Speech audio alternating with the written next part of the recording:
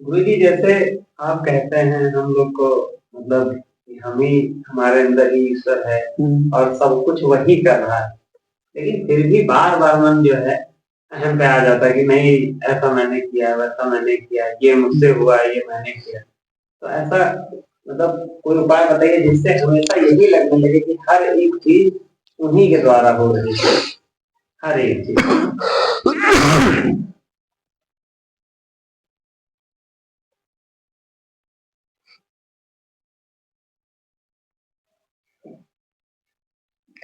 देखो, पहले जो है विचार है, फिर अनुभूति है।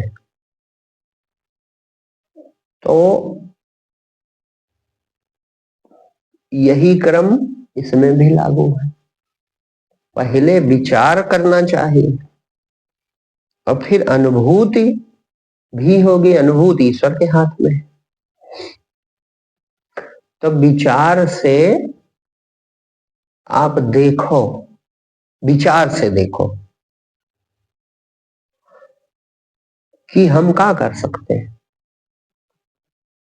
तो जैसे जैसे आपका ये विचार जो है जितना स्पष्ट होगा उतना परमात्मा के प्रति लगाव, प्रेम और उसकी अनुभूति होने की संभावना बढ़ जाएगी, है ना।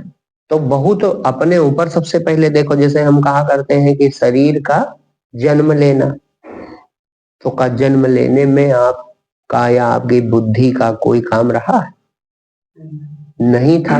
तो यही से प्रेम पैदा होना चाहिए कि इसका मतलब कोई तो करने वाला है। और जन्म लेने में अहंकार, हमें धन्यवाद देना चाहिए, हमें कृतज्ञ होना चाहिए। लेकिन माँ भी अहंकार नहीं कर सकती कि मैंने बच्चे को जन्म दिया, क्योंकि बुद्धि पूर्वक माँ भी कुछ नहीं करती। बुद्धि सेवा करती है, पालन पोषण करती है, लेकिन बुद्धि पूर्वक ना तो वो गर्भ का पालन करती है और ना शिशु का पालन कर सकती।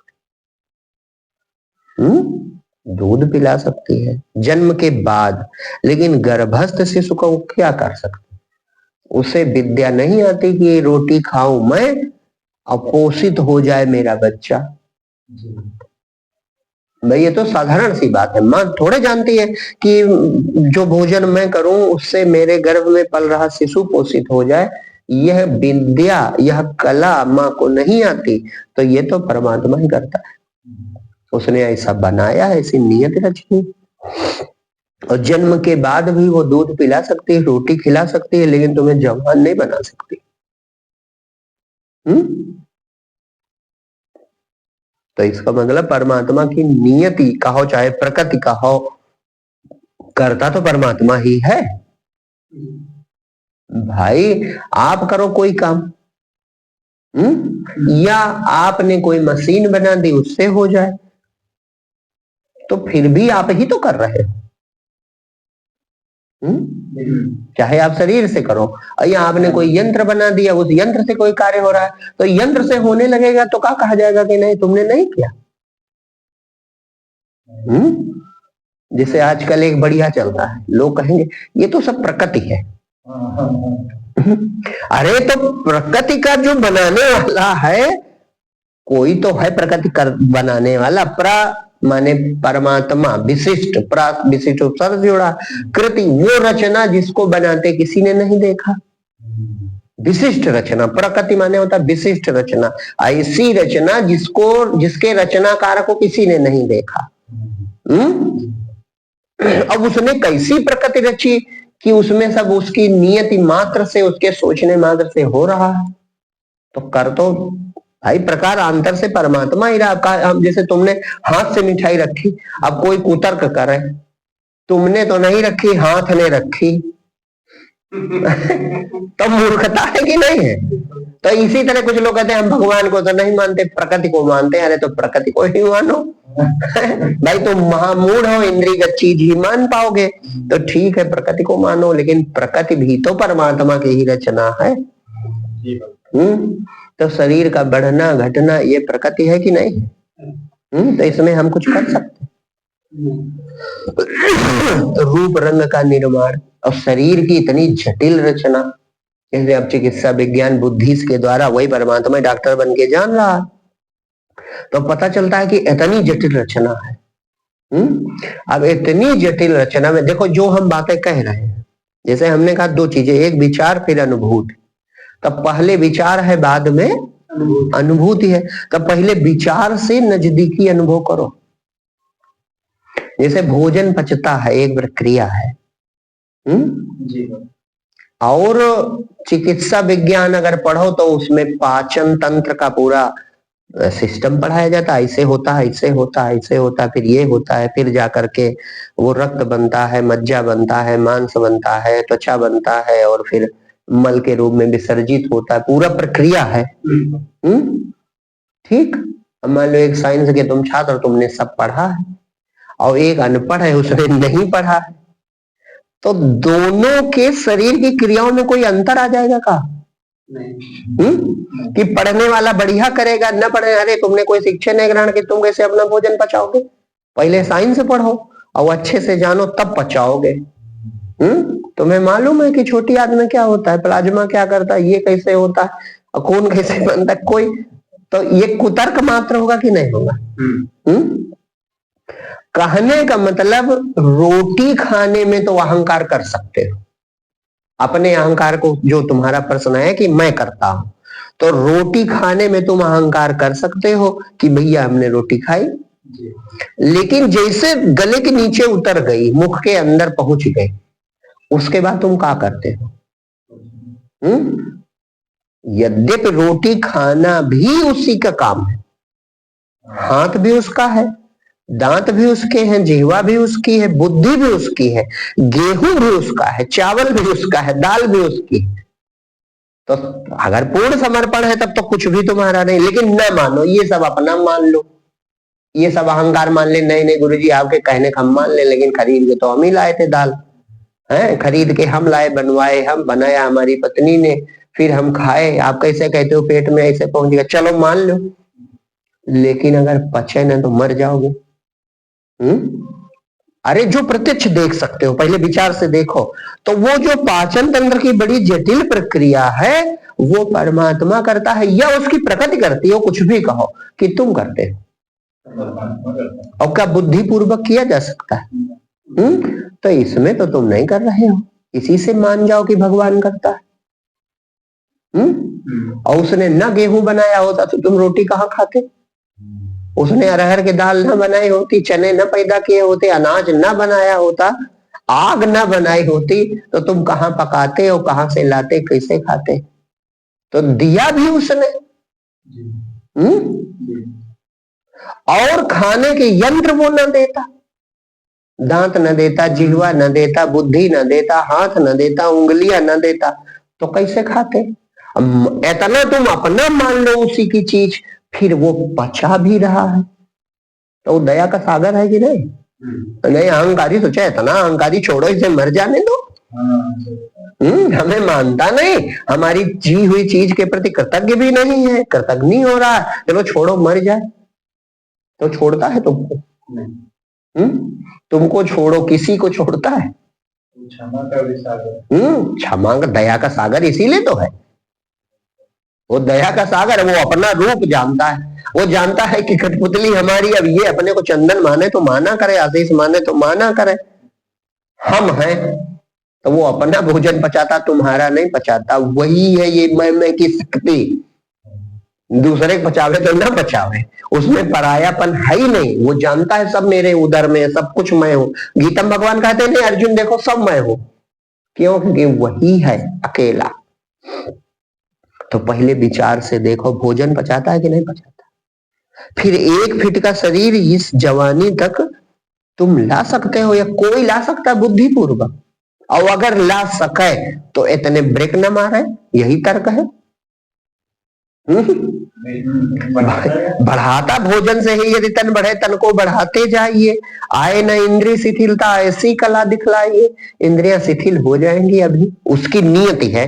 वही भोजन करोगे, वही काजू बादाम गेहूं चावल दाल घी दूध सब खाओगे, जो खा खा कर मिली जवानी वही आज भी खाते हैं, और फिर भी कभी मूढ़ न चेतें क्यों बूढ़े हो जाते हैं। यानी कंट्रोलर है वो। पालन पोषण करता है और कंट्रोलर भी है, नियामक भी है, वही नियंत्रण कर लेता है। तो दिखाई पड़ रहा कि नहीं भगवान? भाई जो आपका प्रश्न है कि हमें बार बार अहंकार आता है, तो ये विचार से अहंकार दूर हो जाएगा कि यार भोजन तो वही पचाता है, श्वास कोई निरंतर चला सकता अपनी, तो श्वास तो वही चलाता है। खून दौड़ा सकता है कोई? खून वही दौड़ाता है। तो भौतिक रूप से भी तो दिखाई पड़ रहा कि वही सब कर रहा है। अब फिर थोड़ा सा और गहरा विवेक अगर करो, जो अभी पहले बात आई थी कि ये मैं कौन है, मैं करने वाला कौन है? क्या अंदर दो शक्ति का अनुभव होता है? तो जिसकी उपस्थिति से शरीर जीवित है, जिसकी उपस्थिति से आंख निर्मित हुई है, जिसकी उपस्थिति से कान बने हैं, वही तो इनका प्रयोग भी कर रहा है। तब विचार से ही पहले देखा जाता है, पहले विचार से परमात्मा की महिमा दिखाई पड़ती है। दिखाई पड़ रही कि नहीं दिखाई पड़ रही? अगर विवेक है तो दिखाई पड़ेगी। भाई मिट्टी से सारे तत्व बने हैं। तो कहो हरी पत्ती निकालो, हरा रंग निकालो, या लकड़ी निकालो, 10-20 कुंटल तो निकलेगी मिट्टी से, और निकलती है जानते हो। लेकिन उसके बीज का प्रयोग करो तो निकलने लगती है। गेहूं बो दो, हरा हरा रंग निकल रहा, चना बो दिया, हरी पत्ती निकल रही है, चने के दाने निकल रहे हैं, गेहूं के दाने निकल रहे हैं। और बीज का प्रयोग ना करो, जब जानते हो 5 तत्व से बना है, तो अपने आप कोई विद्या है निकल पावे? नहीं निकल पाता। तो यही एक दोहा है कि लाली मेरे लाल की जित देखो तित महिमा देखने गई मैं, तो पता चला मैं भी उसकी महिमा हूं। तो पहले विचार से दिख रही है महिमा कि नहीं दिख रही? विचार से पहले देखो और फिर अब अपने मैं पर आ जाओ कि अगर ये सब है तो उसने मुझे क्यों दिया, या मेरा क्यों जन्म हुआ, मैं कहां से आया, मैं मर के कहां चला जाऊंगा, आखिर मुझे क्यों बनाया। तो इस मैं को खोजो। मैं का ही उत्तर वेदों में दिया गया कि ये मैं नहीं है, ये परमात्मा है। अहम ब्रह्मास्मि, यानी मैं ही ब्रह्म है। तो तुम ब्रह्म ना बनो, मैं की ताकत जो है ना, मैं शरीर नहीं है, शरीर होकर भी वो शरीर से अलग है। जैसे स्वप्न में शरीर था मैं, लेकिन बाद में पता चला कि शरीर तो नहीं है। तो मैं को जान लो, अब यहां से तब अनुभव शुरू हो जाएगा। पहले विचार, विचार के द्वारा परमात्मा को देखो, और फिर अब मान जाओ कि यार जब इतनी चीजें हैं तो ये मैं की शक्ति कौन है? ये तो अलौकिक शक्ति है, ये नहीं है। तो मैं का अनुभव हो रहा कि नहीं हो रहा हर समय? अभी तक विचार थे, अब मैं पर आ जाओ तो अनुभव शुरू हो जाए। मैं की अनुभूति हो रही कि नहीं हो रही? बस मैं नहीं हूं, मैं हूं तो, लेकिन मैं को जानता नहीं।